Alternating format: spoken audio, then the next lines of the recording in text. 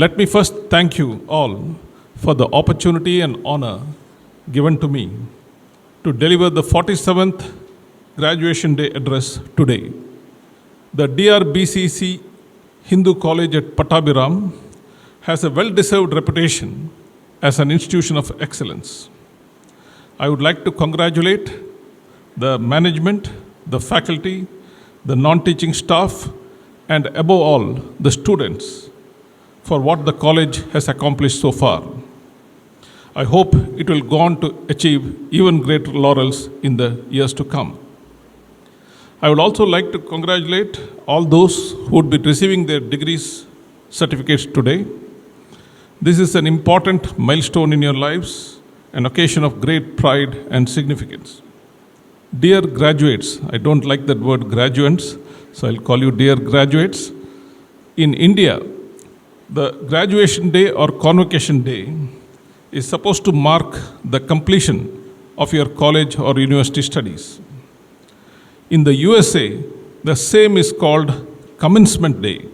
I like the American terminology better because it conveys the point that your learning process is not over and that you are just about to begin a new phase of your life. There is a story about a famous British physicist, Sir Arthur Eddington, who you may remember provided the first experimental confirmation of Albert Einstein's special theory of relativity. He met a girl at a party who asked him, "What do you do?" Eddington said, "I study physics." To which the girl replied, "Oh my, you are still studying physics? I finished studying physics last year." Most of us make the same mistake as this girl. We think we have finished our studies once we leave our college or university. Whereas the truth is that learning is a lifelong process. Education is not a destination, but a road which we travel by all our lives. There is another story, probably apocryphal, that Albert Einstein once set a question paper in physics to his students in which all the questions were repeated from last year's question paper. When the students pointed this out to Einstein, he said, "Well, the questions may be the same, but the answers are different this year." What he meant was, physics has advanced in the last 1 year, so the answers are no longer the same. Today we are facing an exponential increase in knowledge in all walks of life. Any person who doesn't update himself becomes stale, a modern day dinosaur and the butt of jokes. A good doctor should keep himself abreast of the latest developments in medicine and surgery. A good lawyer should keep himself abreast of the new laws and the latest High Court and Supreme Court judgments. Like some of you, I also was sick of studies when I completed college, and I thought I must somehow join a job. But once I joined the IAS, I discovered that as I moved from one department to another, I had to keep reading up acts, rules, GOs, manuals, and the ubiquitous files, hundreds of them every day. So it's a serious mistake if you think that with this graduation day, your studies are over. They will never be over. In any organization, you will find two kinds of people.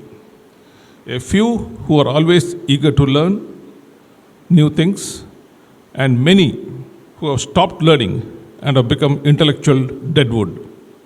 It is obvious to which category you should belong. Every successful person I know of is someone who is passionately curious, who keeps asking questions like the 5-year-old child, and who is a continuous learner.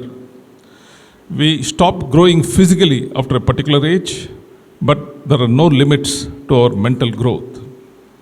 Dear graduates, along with a passion for knowledge, I would appeal to you to develop the right attitude to work. Ask any employer and he will tell you that though there are any number of intelligent and knowledgeable people, good employees are still hard to come by because many people have attitudinal problems. It has been rightly said that your attitude determines your altitude, meaning how high you will rise depends on your attitude.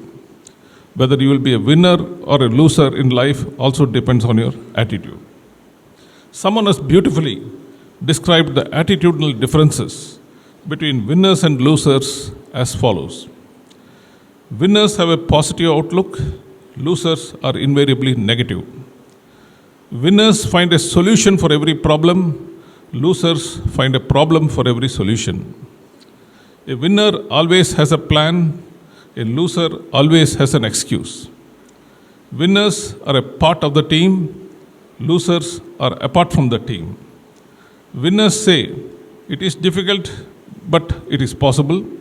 Losers say, it is possible, but it is difficult. I don't know if you have read a beautiful short essay by the American writer Albert Hubbard titled A Message to Garcia. In case you have not read it, I request you to Google it and read that essay. In 1898, there was a war between USA and Spain over Cuba. Cuba was then a Spanish colony. Garcia was the Cuban revolutionary who was waging a freedom struggle against Spain. He was hiding deep in a jungle. Then US President William McKinley wanted to enlist the support of Garcia against their common enemy, Spain. But he did not know how to reach him. One of his advisors told him, there is a man called Rowan who has this knack of getting things done. எந்த வேலை கொடுத்தாலும் அந்த ஆளு பண்ணுவான். So why don't we try sending Rowan on this errand? So the president sent for Rowan, and then he told him, he gave him a letter of introduction and an envelope, sealed envelope, and said, please deliver it to Garcia. Now, normal man would have said, what do you mean? How can I go to Cuba with no information in a country which is ravaged by war, and I'm supposed to deliver to a person who is hiding in a jungle? But Rowan didn't crib. He simply took the envelope, made a few inquiries, took a boat to Cuba, landed on a secret beach, worked his way into the forest, met Garcia, handed him the president's secret message, and came back to USA within 15 days. In his essay, Albert Hubbard praised Rowan's positive attitude and lamented how few people were there like him who could be trusted to deliver. I like this story because in real life I find that the very few people who can actually get things done. Far too many people are shirkers who avoid taking responsibilities and try to pass the buck. So many persons. There are others who are just glib talkers who promise much but deliver little. You would have seen them. நிறைய பேசுவானுங்க but எதுவும் செய்ய மாட்டானுங்க. There are yet others who mess up whatever they undertake to do. Such people have the anti-Midas touch. They are the bunglers. Tamil சொல்ல போனா, these are the சொதப்பல் ஆசாமிகள். Only a small percentage of employees have the ability to get things done, who can be trusted to deliver. They are the go-getters. Every organization has these four categories of people: the shirkers, the talkers, the bunglers, and the go-getters. Only the percentages vary. It should be your endeavor to be a go-getter, to be someone who can get things done, who can be trusted to deliver.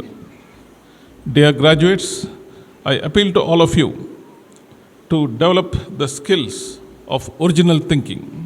In other words, you should be creative in whatever you do. Why do people rave about Rajnikant or Shah Rukh Khan or Tom Cruise? Because they are original. There is something unique about each of them. Whatever may be the vocation that you take up, always try to do something original, something creative, be something different. When I say different, different in a positive sense, not in a negative sense.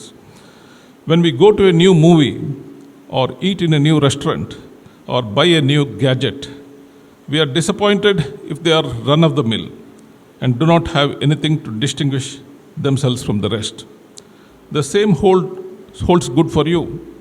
When you go for a job interview or a promotion interview, or when you approach a bank for a loan to start a new project, you will be judged by how original or how different you are and how much you stand out from the rest of the crowd.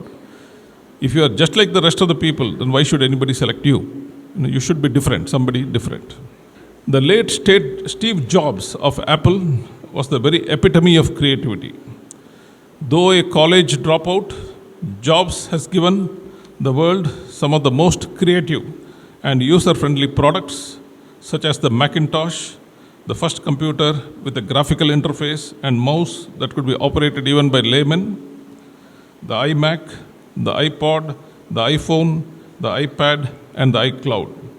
After he died, there was a famous cartoon showing Steve Jobs in the Christian heaven, telling God that the harps used by his angels were not user-friendly and needed innovation. Steve Jobs should be your role model for creativity. A Japanese company was making shampoos encased in plastic bottles. It found that occasionally, once in a few thousand times, there was a manufacturing defect and empty bottles used to reach customers. So suggestions were invited to overcome this problem. One manager suggested X-raying all the plastic bottles as they moved on the conveyor belt. Another suggested using infrared rays. A third suggested weighing each bottle, but all the suggestions were discarded as impractical and costly. Then one manager suggested a far simpler solution. He said, why not place a fan by the side of the conveyor belt and adjust the speed of the fan in such a way that the empty bottles will get blown away while the filled bottles will continue on the conveyor belt. This was an example of creativity at work. As you know, the wheel, chakram, was invented way back in 2500 BC, 5500 years ago. But strangely, nobody thought of putting wheels under suitcases till about 30 years ago. And people used to carry heavy suitcases by hand with great difficulty. Today we have trolleys, that is suitcases with wheels on them, and dragging them along is a breeze. This is another example of creativity. So don't be under the mistaken impression that creativity is for scientists, technologists, artists, and musicians. You can be creative in whatever you do. Unfortunately, our education system lays too much emphasis on rote learning by memory, that is mugging, and too little emphasis on original or creative thinking. It actually curbs original thinking. Let me tell you here the story of Carl Friedrich Gauss.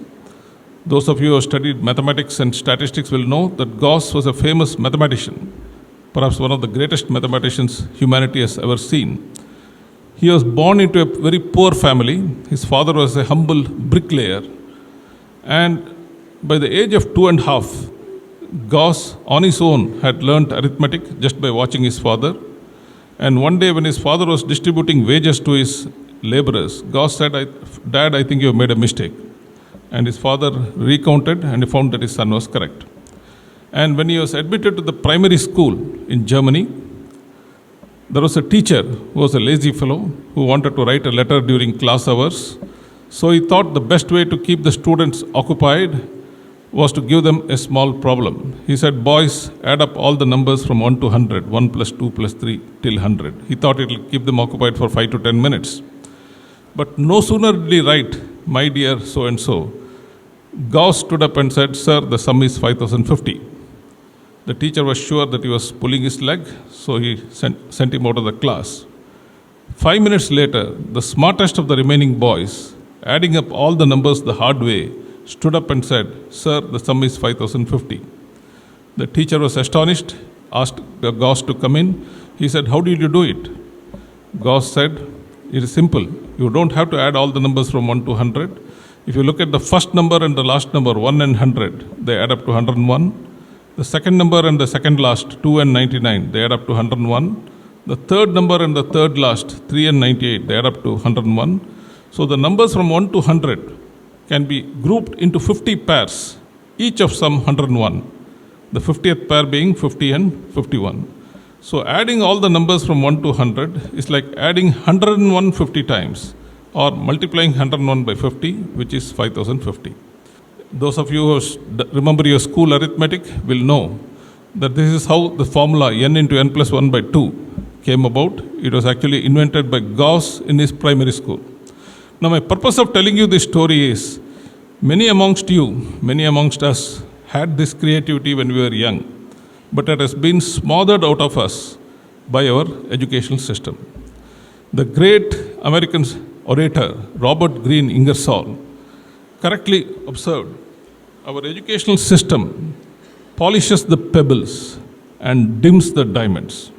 He said our educational system polishes the pebbles and dims the diamonds. I think it is very true. But in real life, your employers look for people, not people who scored the highest marks, they look for people who are creative, who can do some original work. Most recruiting companies set a minimum cutoff for examination marks and thereafter look for other skills, chiefly your ability to communicate well and your ability to think creatively. You must make a conscious and serious attempt to hone both these skills, that is your communication skills and your creativity skills, both when you are in college and later when you are on your job.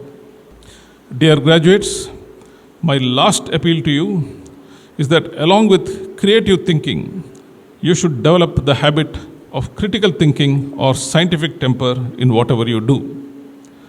Ever wonder why our country produces so few Nobel laureates or patent holders? The old argument that we are short on facilities and funds is no longer correct. And what facilities do you need anyway for mathematics and the social sciences?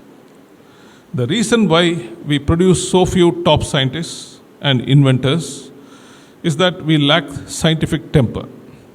That is, as a people, we are prone to believing in superstitions, meaningless rituals, and other phantoms of the mind, and to accepting things on blind faith.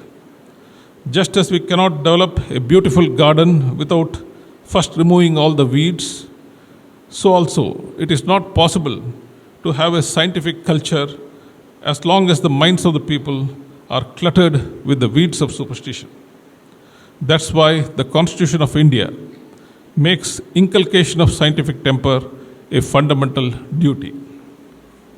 Don't make the mistake of thinking that just because someone has a science degree, he must be having a scientific bent of mind. His science degree simply means that he had once learnt by rote memory a large mass of scientific facts, most of which he has now probably forgotten. That's why in India, you have this peculiar situation of high science coexisting with high superstition. Many a physics lecturer teaches the scientific theory of lunar and solar eclipses in the classroom, but still clings to his belief that Rahu and Ketu, the imaginary demons, which are supposed to eat the sun and the moon during eclipses. Many a chemistry lecturer teaches the scientific theory, law of conservation of mass and energy in the classroom, but is prepared to believe that a certain God-man can create something out of nothing. The hope that the spread of education would make people better critical thinkers has been belied. It has been rightly said that our educational system merely transforms an illiterate, gullible person into a literate, gullible person, and an uneducated, superstitious person into an educated, superstitious person. Scientific temper or critical thinking is necessary not only to excel in the fields of science and technology, but also to protect you from fraudsters in your day-to-day life. If you don't develop the spirit of scientific critical thinking, your life will be like Gullible's travels, and you will be easily cheated by every unscrupulous salesman, businessman, conman, and godman passing by. There are people who peddle fake therapies for almost everything, from how to make you fair, to how to make you tall, to how to make you slim, to how to make you get a flat belly, all for a hefty fee, of course. These therapies don't work. Steer clear of them. There are people who will promise you various types of money multiplication schemes and hustle you to get in at the earliest. It is their money which will get multiplied, not yours.